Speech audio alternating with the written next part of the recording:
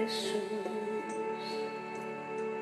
ako'y inibig mo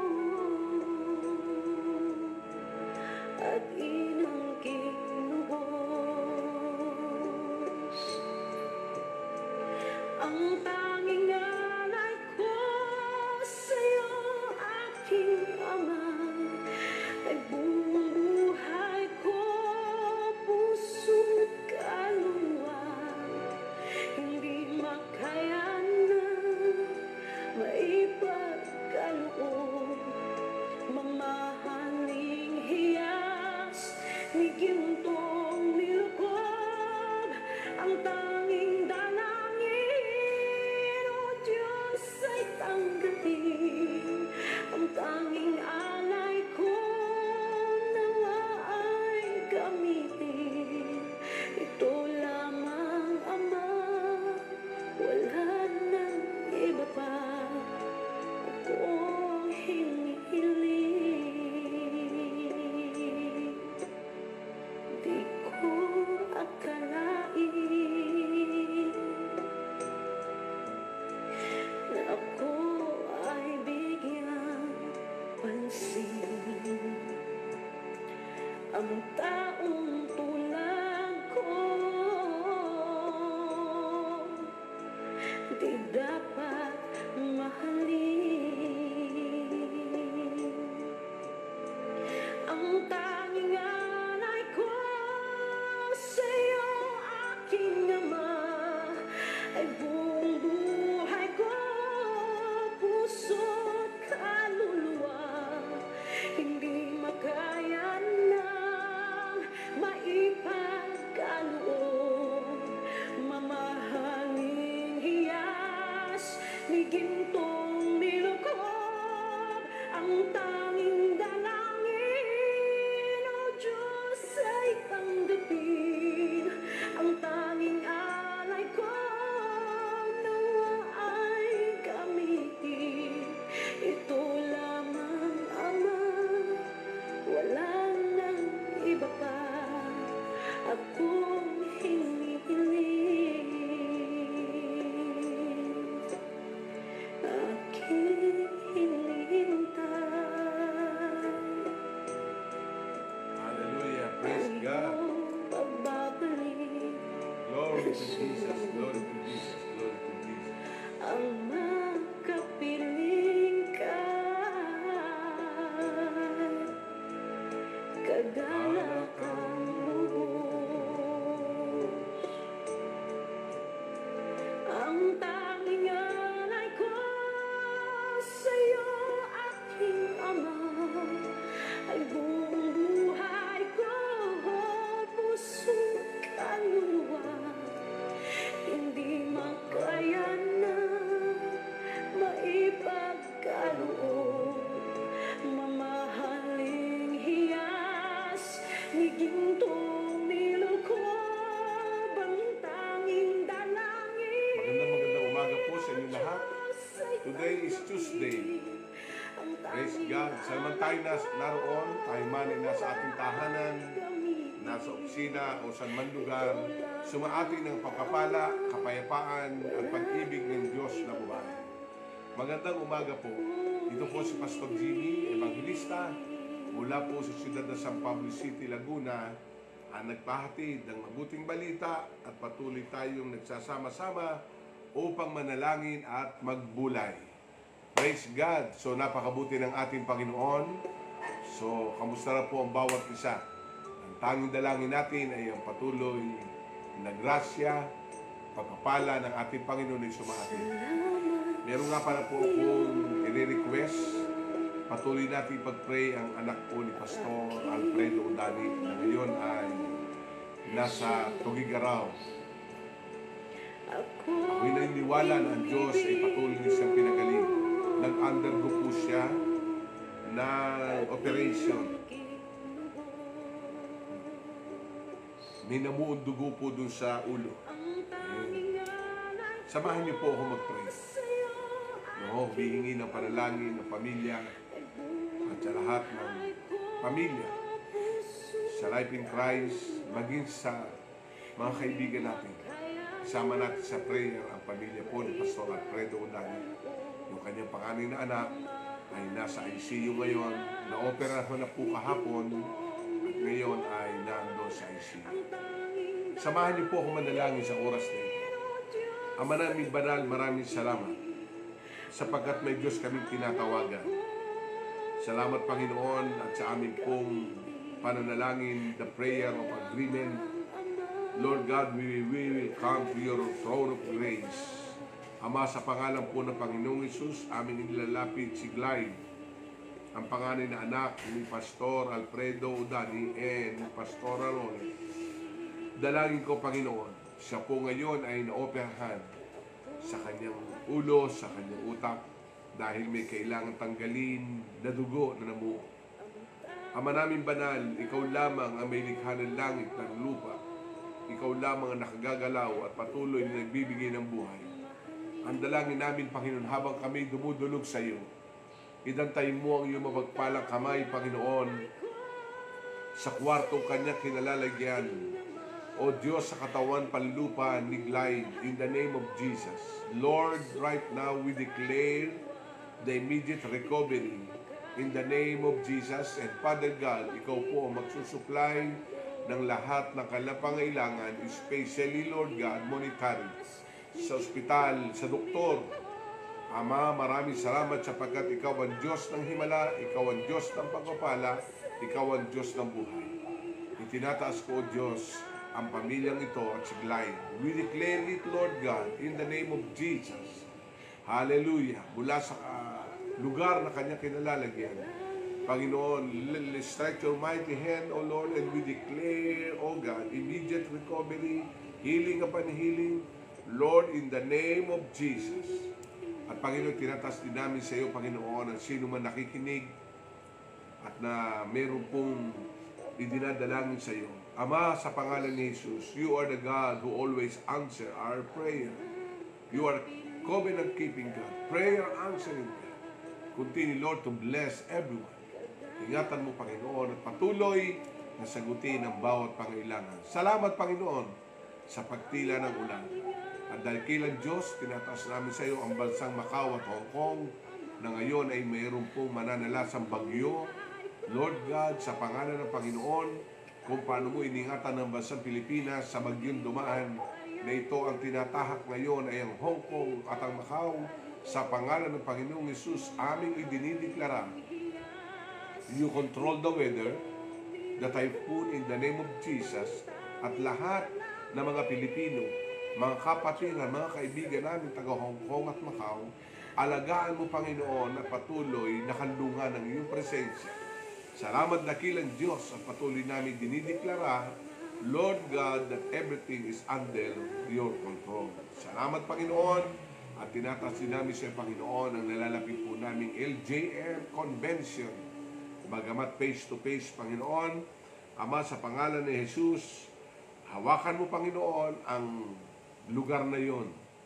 Ikaw ang patuloy na manguna at patuloy na pagpalain mo ang maghapon namin pagsasama-sama. Salamat din dakilang Diyos sa kalakasan sa aming Pangulo. Salamat, salamat. Salamat sa lahat ng bagay. Salamat, Panginoon. Ikaw ay napakabuti. Hallelujah. Ano man ang iyong pangailangan sa umagang ito, as the Lord declare na kung saan ay siya'y dumidinig ng panalangin, sabi ng Mateo, pumapasok ka pa lamang sa silid, dinidinig na ng Diyos ang iyong panalangin. Tanggapin mo ang kasagutan ito. Lord God, in the name of Jesus, a prayer of agreement and declaration, we will now receive our prayer answer in the name of Jesus. Hallelujah. Protection upon protection. Salamat dakilang Diyos, ay po natin pinagkakatiwala ang lahat. Sa pangalan ni Jesus, ang lahat ay magsabi ng Amen and Amen and Amen. Purihin ang Panginoon. Ay po sumamba sa Diyos. Magpasalamat tayo araw-araw. Ideklara ang kanyang pangalan na makapangyarihan. Na sa ating inagmamahal.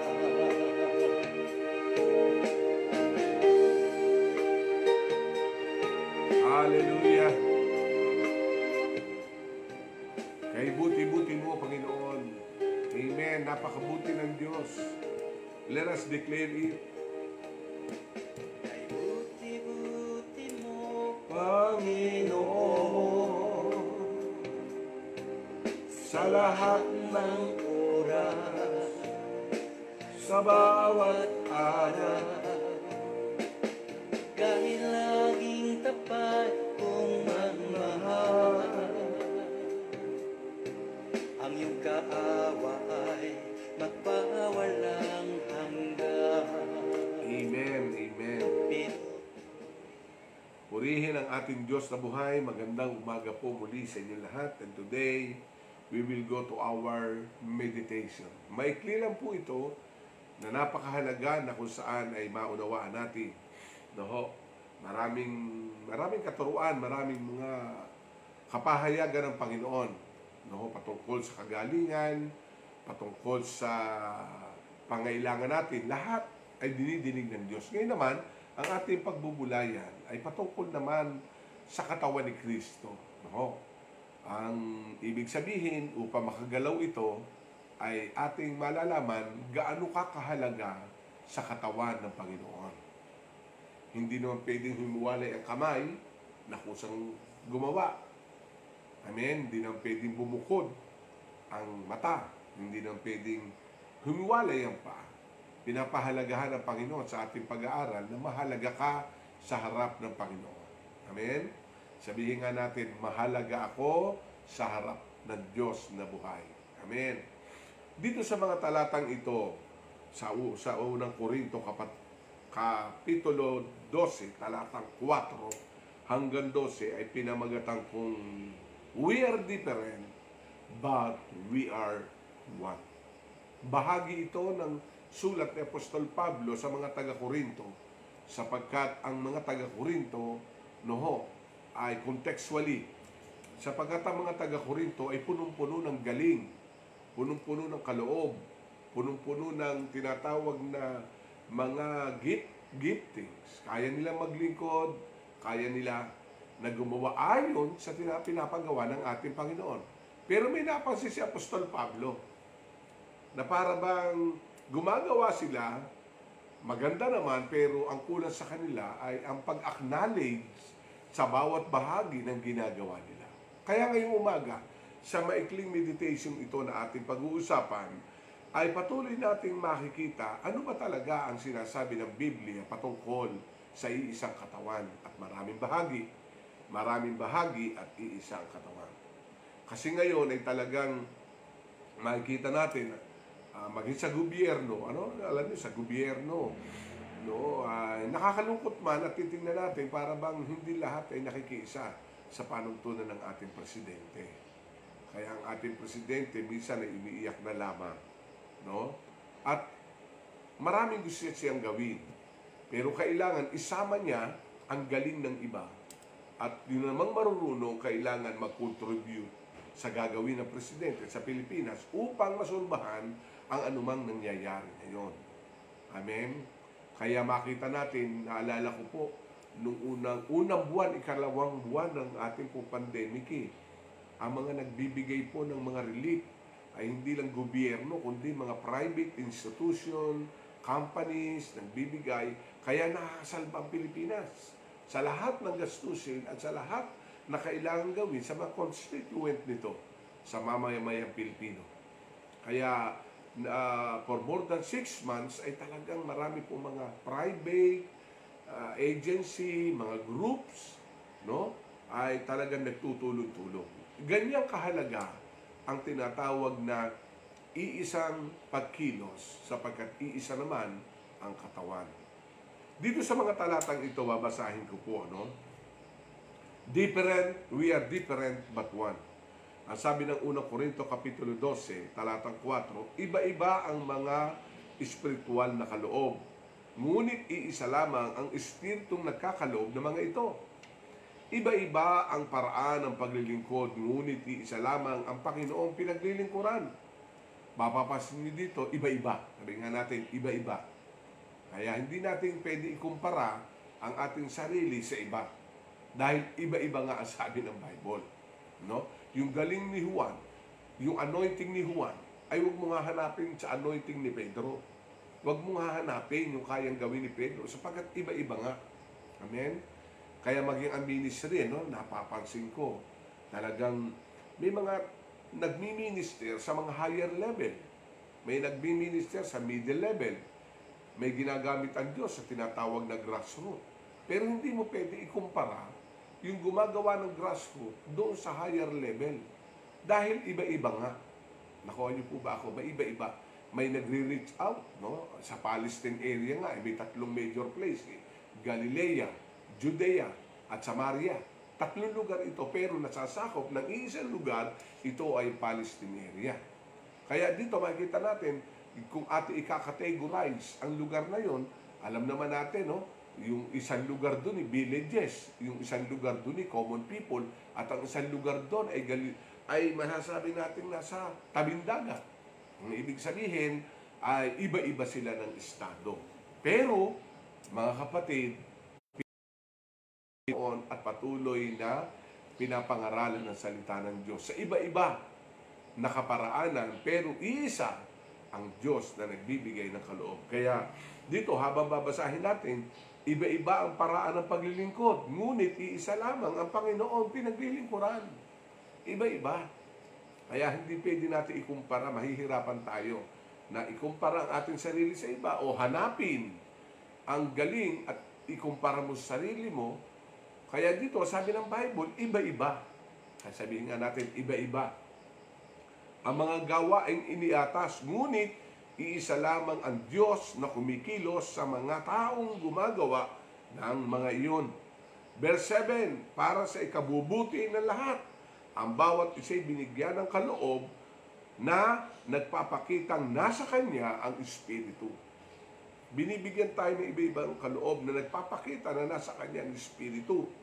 Ang ilan sa atin ay pinagkalooban ng kakayanang magsalita ng mensahe ng karunungan.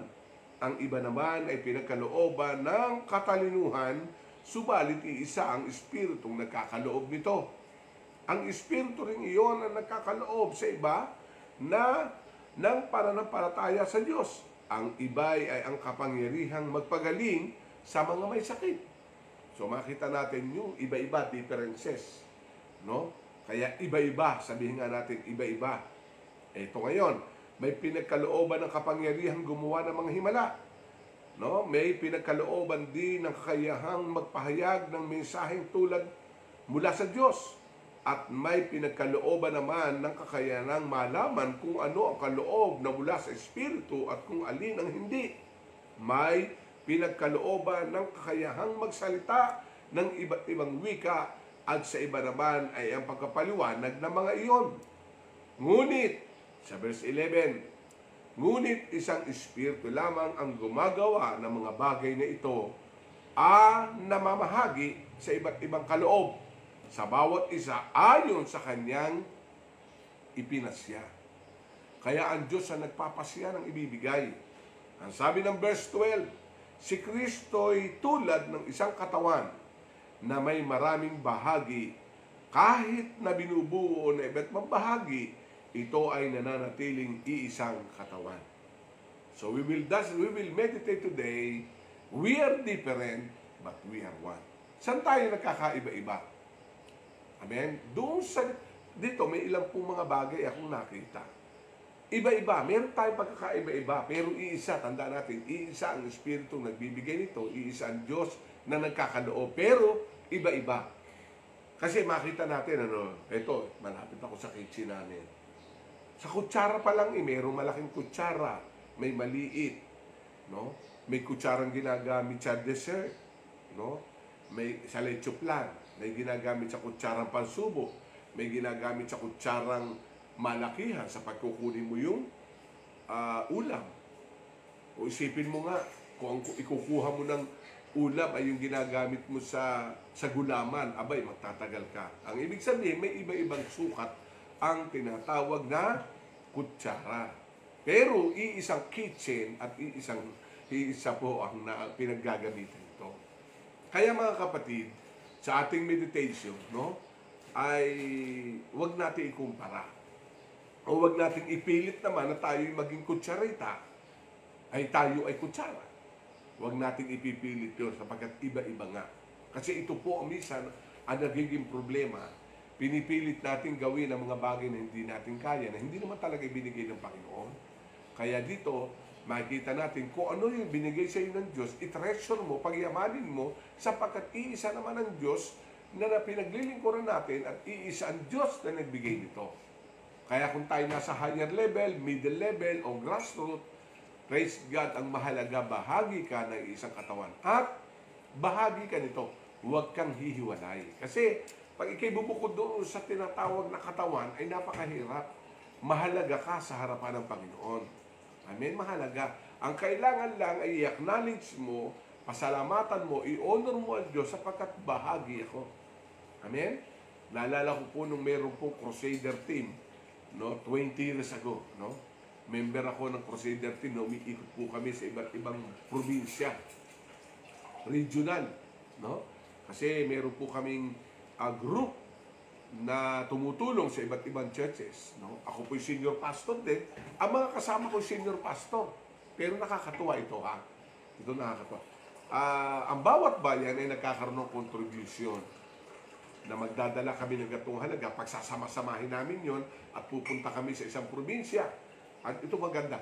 Meron po pastor sa amin na nangangasiwa ng aming titira, ng aming kakanin. Meron man nangangasiwa sa music. Ay ako po ay ang aking trabaho nung araw, ako po yung electrician. Kaya ako po sa aming grupo, ako po ang maintenance. O biro nyo, senior pastor din ako. Pero pagdating po sa grupo, iba-iba kami ng kakayanan. Kaya gumagawa kami sa iba't ibang kakayanan, pero iisang pinaglilingkuran. Hindi ako tumatayo sa stage pag po kami nasa group ng crusade na dumadayo sa ibang lugar. Ako po ay simula at ang wakas. Amen? Ako po ay naghahanda ng mga, itatap ko yung kuryente sa poste, gagawin ko ito sa sound system, kasi yun ang bahagi ko eh. Hindi ko naman sasabihin, ba't hindi ako tumatayo? No? Ang mahalaga, bahagi ako naghanda. Pagkatapos ng crusade, mag-uuwian na. Yung mga kasama ko, pupunta na doon sa tutuluyan namin. Ako na iiwan, kasama ko po yung ilang maintenance ng probinsya. Ang mahalaga nung kapatid, bahagi ka sa isang katawan. Kaya dito, meron pong ilang bahagi dito. Sa verse 5, makikita natin, iba-iba ang paraan ng paglilingkod. So, ang ibig sabihin, mga kapatid, ang dahilan kung bakit maraming iba-ibang kaloob dahil merong paglilingkuran. Sino ba paglilingkuran natin? Hindi naman tao. Sino ba pinaglilingkuran natin? Hindi ang Diyos. Kaya, ang Diyos ay merong distributed giftings and ability to serve God. Maglilingkod tayo. No? Gawin mo yung gagawin mo, ginagawa nila yung gagawin nila, magsama-sama tayo, iisa ng talino, isang kagalingan, isang gift, isang husay, isang kaloob, ito ay mapapapurihan ng Panginoon. Kaya tandaan natin, kaya ginawang iba-iba, pero iisa ang Espiritu nagkakaloob nito dahil may paglilingkod na gagawin. Kaya ikatlawa, no? Meron po tinatawag na ministry tayong gagawin. Meron po tayong labor, meron tayong work. Ang sabi ng verse 6, iba-iba ang gagawing iniatas. Sabihin natin, iba-iba ang gawaing iniatas. Kaya, huwag mo sasabihin naman na hindi ako ginagamit sa unahan. No? Kung ginagamit sa unahan, nagsosong lead, nagbaback up, sa music, preacher, huwag mo sabihin na, ay, ako'y hindi ginagamit. No? Tandaan natin, iba-iba nga ng kaloob. Ang mahalaga, bahagi ka sa napakagandang gawain na iniatas ng Diyos sa bawat isa. Amen? Kaya magpasalamat tayo isang katawan. Ang sumunod po, sa verse 7, para sa ikabubuti ng lahat. Ang makikinabang po at ang mapapabuti ay yung chest na ating kinalalagyan sapagkat sama-sama tayong naglilingkod, may iba-ibang kaloob, may iba-ibang tayong gagampanan, pero ito ay sa ikabubuti. May ikabubuti. Kasi pag hindi tayo gumanap doon sa ating gagawin, hindi ito mabuti. Hindi ito ikabubuti. Kasi para bang ito, sa isang katawan, ayaw magtrabaho ng kamay. Paano nakikilos? Ayaw naman lumakad si paa. Paano makakarating? Kaya ang sabi nga ng Bible, kung pagtuturo, magturo ka. Kung pagbibigay, magbigay ka. Amen? Amen po ba? Magbigay ng payo, magpalakas. Kaya makikita natin, kumpleto ang Diyos. Naalala ko, nung ng panahon ng Panginoong Jesucristo, ay meron pong pamilya na sumusuporta sa Kanya. Ito'y si Susana and Susa. Ito po ay isa sa member ng council ni King Herod na pinagaling yung anak. Kaya dahil nakaranas ng himala, no, yung pong taong ito ay sinuportahan si Jesus in her own all means, no? Ang sabi ng Bible, kaya nung panahon ng Panginoon, meron na rin talang gumaganap ng tinatawag na bahagi ng kanyang kakayanan. Kaya anumang kakayanan meron ka, no? Huwag mong isipin na hindi ka naman nakikita, hindi ka frontliner, hindi ka tumatayo. Pero gumaganap ka ayon sa pagkatawag sa iyo ng Panginoon. Mga kapatid, God will rewarding you. Amen? Ano ang sabi ng verse 5? Ang ilan ay pinagkalooban ng kakayanang magsalita ng mensahe ng karunungan. Ang iba naman ay pinagkalooban ng katalinuhan. Subalit iisa ang nagkakaloob nito. Kaya tandaan natin, ang Diyos ang nagkakaloob. Amen? Ang Diyos ang nagbibigay at siya ang bibigay ng kaloob sa bawat isa. Kaya dito, napakahalaga na maunawa natin ang bawat kakayanan na ibinibigay sa atin ay ang Espiritu ang nagbibigay. Ang sabi ng verse 11 sa aking pagpapawakas, ngunit isang Espiritu lamang. Sabi natin, ngunit isang Espiritu lamang ang gumagawa ng lahat na ito at namamahagi ng iba't ibang kaloob sa bawat isa ayon sa kanyang ipinasya. Kaya, ang Diyos po ang nagpapasya. Ibigay ko sa Kanya to. Ibigay ko sa Kanya to. Kaya makita natin yung talento sa Matthew chapter 5. Binigyan ng 2, binigyan ng 3, binigyan ng 5. So, ayon sa kanilang pinagsya.